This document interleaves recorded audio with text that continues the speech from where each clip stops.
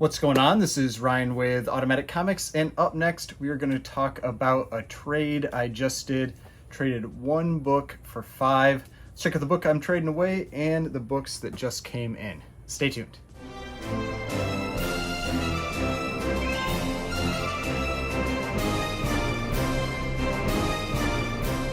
Alright, so before we get started, please remember to hit that like button and hit the subscribe button if you'd like to see more content like this. So, I generally don't do trades very often. I've talked about this before, but I have actually done, I think, 3 trades so far this year. I did the one really big trade earlier this year, the 5 books for 50. Then I did another trade where it was just 1 book for 2. I showed that one in a different video. And then this one here, I'm trading 1 book for 5, plus also cash as part of it. But we're going to talk about the books that I got as part of this trade, as well as the one that I am trading away. So the book that I am trading away is this one right here, Batman number 9. If you follow me on Instagram, I made a post about this recently, basically where I talked about, or I just had a post with this book as well as Batman 16, which is the first appearance of Alfred, because they are both these spotlight covers. And so they're just real cool covers. I really like Batman 9. Batman number 9 was actually on my keeper list for a couple of years. I did have a lower grade copy first. I had a raw copy that I had bought. Then I got this one and I sold the raw copy. And then I've been picking up a lot of new books that I've been adding to my keeper list over the last year or so, and so this book eventually fell off my list. Now at first it was off my list, but really in name only. I had it listed up on eBay, but I had like a crazy high price on it because I was just like, I don't really want to sell it, and so I'm just going to put this really high price on it. And part of it too was because I had seen those 2 incomplete copies, 0.5, sell for almost $2,000, and so I was just like, those seemed crazy, and so I was just like, okay, if that's what people are paying for a 0.5, I'll put this at a crazy price. But eventually I decided, okay, I actually have to drop this officially off the keeper list, so I lowered the price. And someone reached out, and we ended up coming to a deal on a trade. I had talked with them previously, and I said I was willing to do a trade on it, and so and he asked basically what types of books I might be interested in, what values and all that kind of thing.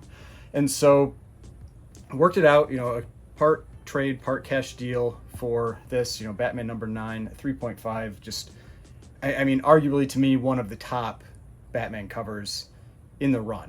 I mean, from the Golden Age especially. I mean, you've got there are some good ones, like 1, 3, and then 6, which I recently got. I really like 6, and then 9 I think is another really good one. I mean, there are lots of others in there as well, but from the single issues, I think 1, 3, 6, and 9 they're my favorites personally.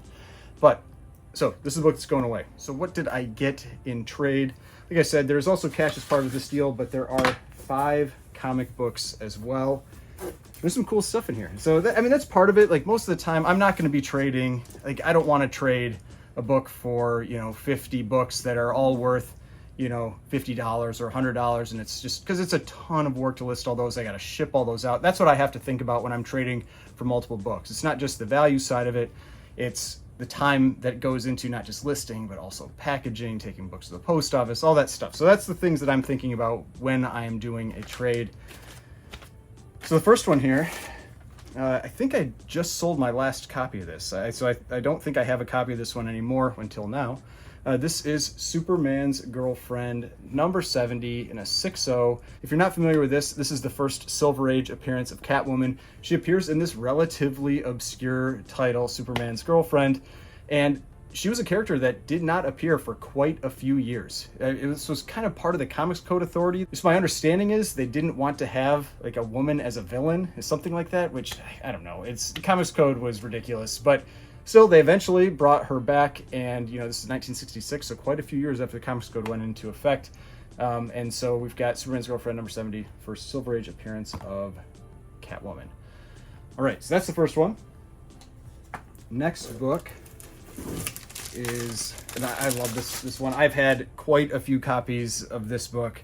This is Batman number 181, first appearance of Poison Ivy. One of the great things about this is one of the actual first appearances that's in the Silver Age for a Batman villain. The big ones really are her and Mr. Freeze in Batman 121. There are some others as well. You've got like Calendar Man and Kite Man and that kind of thing. But I mean, they're definitely more obscure characters, whereas Poison Ivy is a very popular character. You know, she comes along with Harley Quinn, and they're two of the most popular Batman villains that are out there. But yeah, 3-0, Batman number 181, first appearance of Poison Ivy, and not like Silver Age appearance or anything, just like the first overall appearance. If you are not familiar with this book, one of the things you always want to check with this book is the centerfold. There is a basically like a pinup of Batman and Robin that's in the centerfold, and it is missing a lot of the time, or it's at least loose. So one thing you want to check is if it's there, but also you want to make sure somebody didn't marry one into the copy. So you want to line up, the staple holes, that kind of thing. Make sure, if it is loose, to make sure that it is actually the correct centerfold, because if it's missing, you're probably going to get a green label, or if it's a low-grade book, a 0.5 because it's incomplete. If it's married, you're going to get a green label. So just the type of thing you want to check for, because it does affect the value quite a bit. But this is a blue label. It is complete, meaning it has that centerfold. All right. Let's see. Next one. Let's do this one. I really like this book. I think this is the highest grade copy I've ever had of this one. It is not the best cover, but very popular character. This is Hawkman number 4. First appearance of Zatanna. She's actually on the first page, the splash page. I showed that when I had a raw book of this relatively recently. I had a raw copy of this one, and I showed the interior, and she's right on that opening splash page.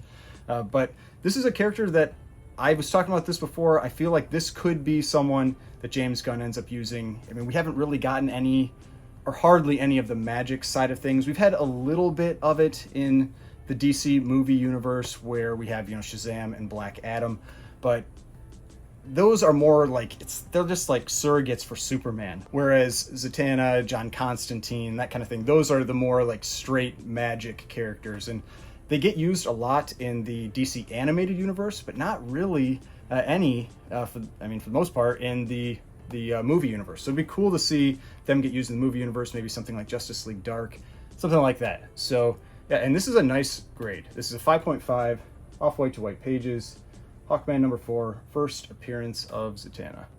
All right, so that is the third book. All right, now I'm going to save the biggest one for the end. Next one, actually I had a copy of this recently, and now I ended up selling it, and now I got another one back.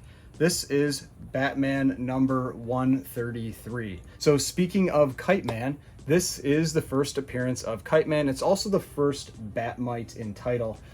Batmite got real hot over like the kind of the COVID period for a little bit. Some of the Batmite issues were getting really expensive. I don't know why. I am not a huge fan of the Batmite character. I don't like how the character is drawn. But Kite Man is a fun character, was used fairly heavily in the more adult Harley Quinn show that was on HBO, or on, what is it now, Max. But yeah, so this is the first appearance of Kite Man, Batman number 133. Pretty early Silver Age. I mean, 1960. This is before the Fantastic Four, are even a thing yet.